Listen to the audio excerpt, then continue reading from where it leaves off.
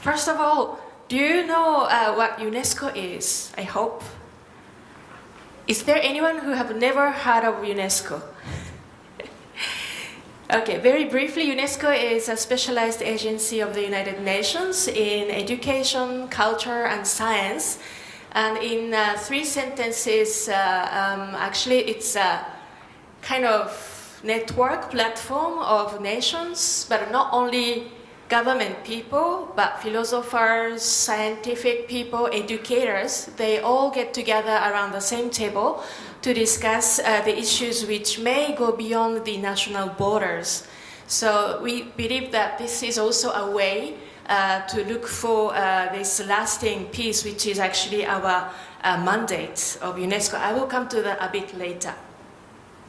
So now, today I was asked to present this topic about prevention of violent extremism through education. And for me, at least, PVE is much about how you relate yourself with your own self, but also with other people in the society, maybe in your village, city, country, but also in other countries as well. Very briefly outline, I will briefly talk about context, key issues, and I will come to the implications of education, the role of education, and what UNESCO is doing in this area. And I will be very briefly touching upon the issue of ICT, remaining challenges that I would like to suggest as topics for discussion. And finally, what you young people can do for preventing radicalization and violent extremism at your own level. So this is the series of resolutions which were adopted at the UN level, but also UNESCO and ASEAN. As we are in Malaysia, I wanted to remind this. I do not want to go into details of any one of this, but this is just to indicate that there is already a political will at the international community level. But as you may agree, it's not enough to have this political will. I think our previous speaker said that nations are nations is too broad, and what is really important is each one of us individuals. I'm sorry that I don't see participants on this side, I just realized. Okay, please allow me to give you some definitions, because we talk about a lot about this violent extremism, but are we sure that we are well aware of what it means?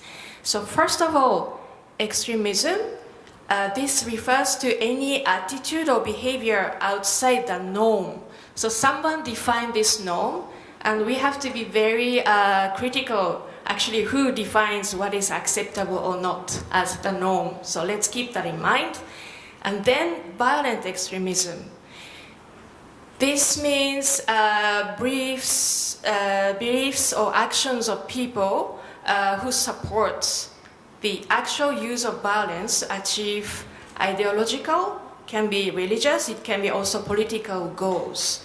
So you can be extreme, but without using violence. I think we have sometimes the demonstration in the street with those people who believe in something really strongly, but using more peaceful means, maybe protesting by words, or using other way of expression than violence, physical violence or verbal violences. So we need to distinguish these two notions. And the terrorism, actually terrorism is just one form of violent extremism. And there are some people and groups who use this terrorism as a means to a certain end, which is defined. And this is to create this fear and terror. And through creating this fear and terror, these people gain whatever they want. Now, radicalization, this is actually more about the processes by which a person adopts extreme views or practices to the point of legitimizing the use of violence. So again, the notion of violence is present in the process of radicalization. Finally, the positive word resilience, which we are all trying to develop, also using the education in case of UNESCO.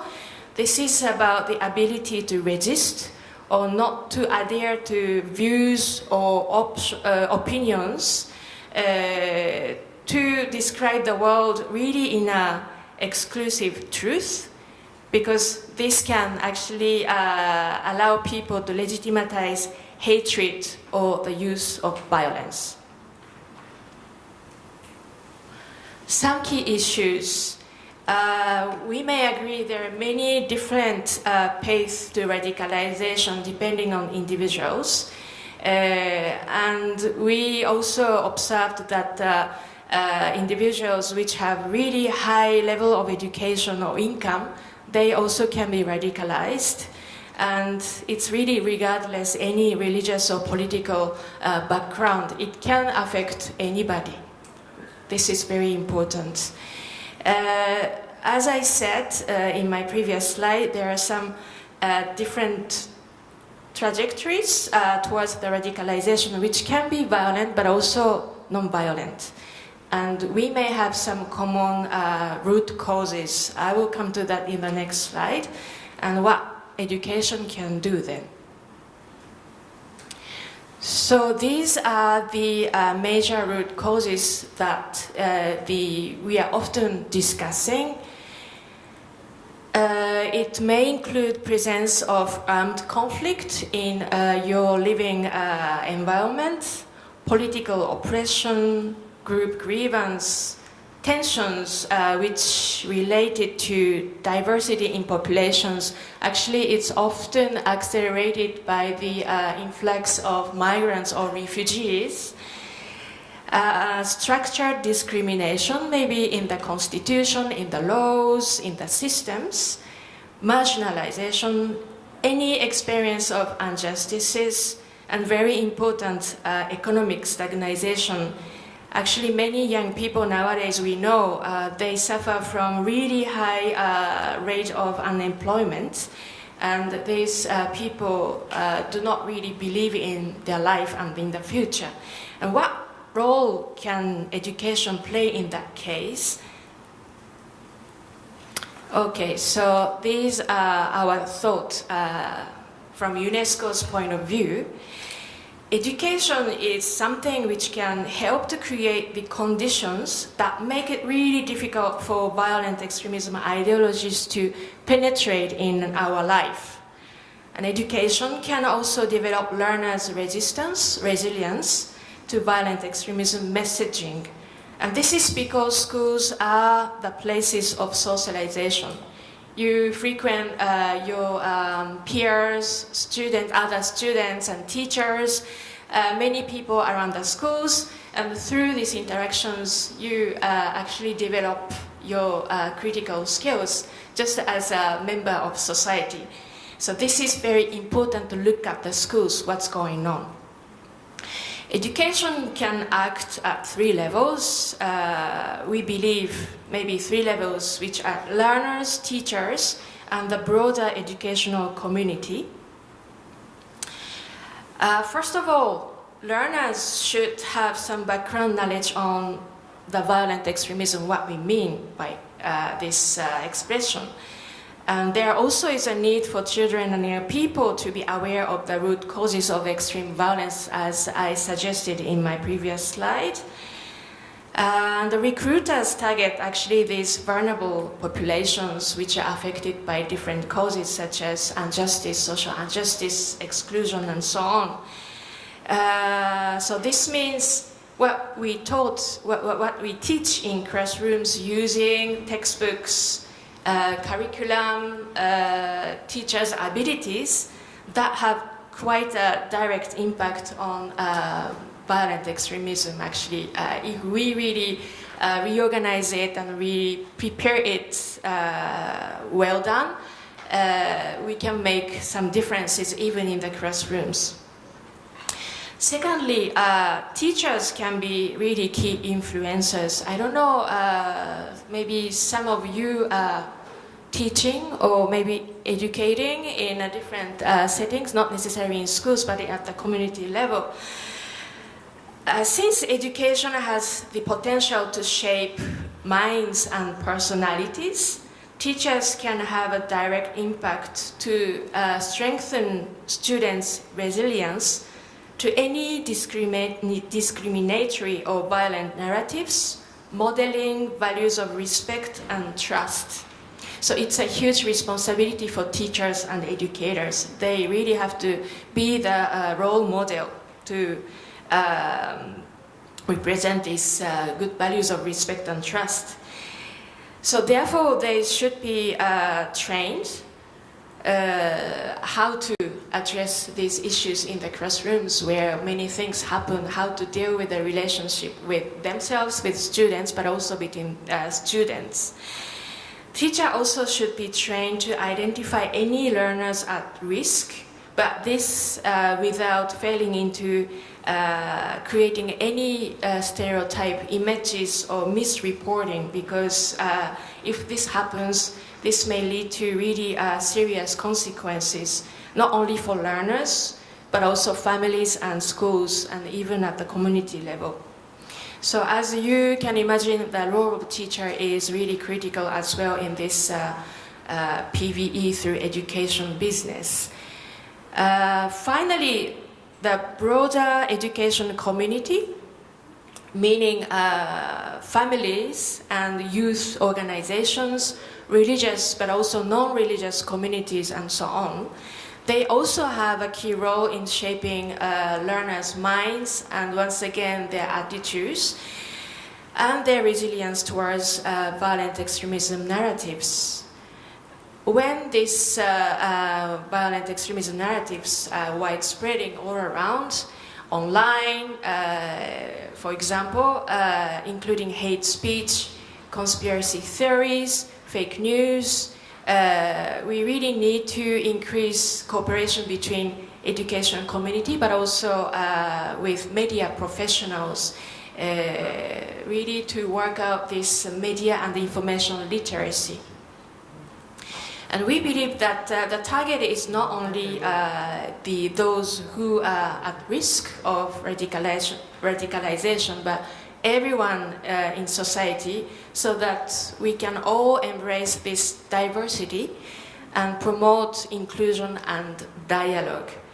And I think when we don't have any space for expressing themselves, for dialoguing with other people, or when we don't know how to express using the peaceful means, we get stuck, we get frustrated, and we may be willing to use the violence, because this is also a way of self-expression. So somebody should detect if somebody seems to be frustrated. We have to give a hand and to help create this space for dialogue. This is also one step that everyone, including myself, can maybe do. Okay, UNESCO's commitment to prevention of violent extremism, we use our mandates. We were created in 1945 with the notion of everlasting peace. Our mandate is, since wars begin in people's mind, we have to build the defenses of peace in everyone's mind. So we believe that this lasting peace is more than security and freedom from violence. So this is really critical. That's why we really focus on the notion of peace in talking about PVE. And the role of education is not to intercept violent extremism or identify individuals who may potentially become violent extremism, but once again to create this condition that build the defense of peace within learners through values, skills, behaviors, so that he or she can reject violent extremism. And this work is actually undertaken within the broader framework of, we call it global citizenship education, where UNESCO leads the implementation. And this is part of this SDG 4, which is quality education. UNESCO is the leading agency for this SDG target 4, which is about education. So now, very briefly, this is something a little bit theoretical, but I think it's a good frame to understand what we can do. So global citizenship education that we are using to tackle violent extremism, this GSET, we call it GSET, it aims to empower learners to assume their active roles to face and resolve global challenges and to become proactive contributors to a more peaceful, tolerant, inclusive and secure world. And these core conceptual dimensions are based on actually 3 different domains of learning. First domain is cognitive. This is about knowledge. So everyone should first have minimum knowledge about myself, but also other people, history, culture, and also global challenges that we are all facing, like ongoing conflicts, climate change, in many areas of our lives. And cognitive dimension also cover the critical thinking and analytical skills. Whatever you read on the Facebook or on the internet, you should not believe in it at first look. You have to have this critical thinking. You have to examine with also other resources what is truth, because otherwise you are easily trapped in this messaging which are created by a certain group of people who won't trap you guys. Second dimension is social emotional. This is really at the heart of UNESCO's work. We are really trying hard to work with our member states, the ministries of education, to include this notion of sense of belongingness to a common humanity or shared values, shared histories.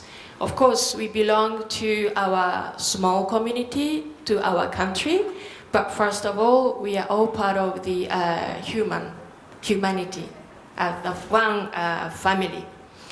And you also need to have this empathy or the sense of solidarity when somebody is suffering. I think Ms. Basha was talking about it yesterday.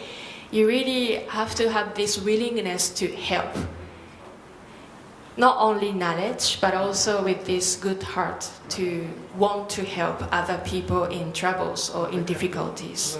Finally, the behavioral dimension is equally important. This is the ability to take actions. It's not enough to have a good brain with a lot of knowledge. You have a very good overall view of what's going on in the world. You have now a good heart, but if you just stay in your room watching the TV or reading books, it doesn't really change the world maybe. So you have to come out from your own comfort zone to start taking actions. But you are not alone. And you have also your friends and partners, and the network of these people are really critical, we believe. Okay, so this is what UNESCO is doing. We are organizing indeed a lot of conferences, and conferences are conferences. We speak a lot, but not really concrete actions come out of it. But still we need to have such a platform. And also capacity building. We are trying to support our policymakers working in the Ministry of Education, but also school teachers. And we have a series of guidelines and materials that we are creating also specifically on the topic of PVE. If you are interested in, they are all available. You will have the address where you can look for them. So these are the publications that we created last year. Now, very briefly about the risks and opportunities in relation to ICT. As you agree with me, we learn many beautiful things about respect and trust and human rights and peace and everything. But reality in society, you may notice some disparities. And this actually includes even the virtual space, which can be on the internet and in the media.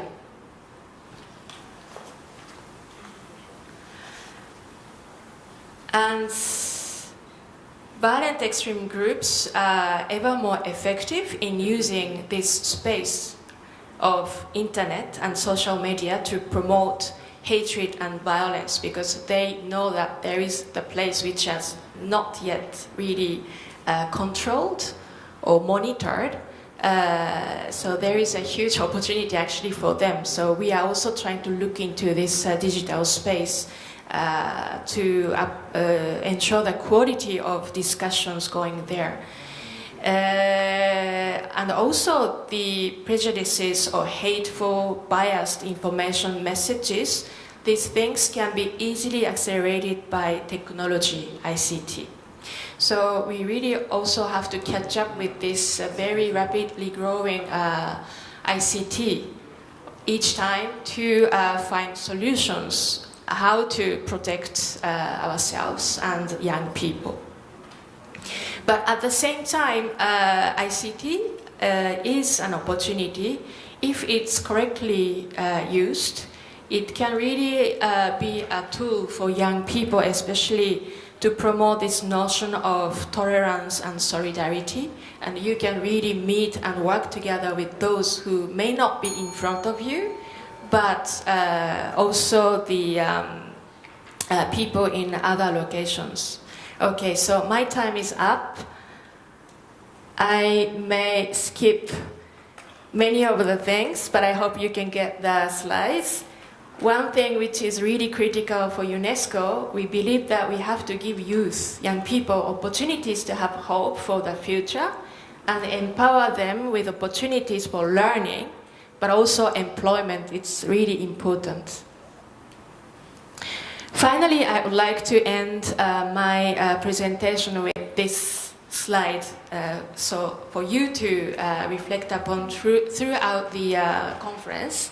So somebody in another country said, this is the quotation, preventing extremism requires behavior change, and the best way to incite behavior change is to let people engage in direct action with others. I mean, practice all notions and values in action. When they act together and sense how diversity works for them rather than against, they shift to be proponents and preachers for such values. So really, it's a great opportunity that you guys get together here for this conference. So what we can do, we can create interactions, collaborations. How? We can use maybe art, writing stories, sports, music, voluntary work. And who should be targeted? Not only yourselves, but targeting also families, community leaders, your friends, peers, but also religious and non-religious leaders and teachers and educators. Thank you very much. If you want to learn more, you can go to UNESCO's website, and I stay here until tomorrow evening. So please come to me for any discussion. Thank you very much.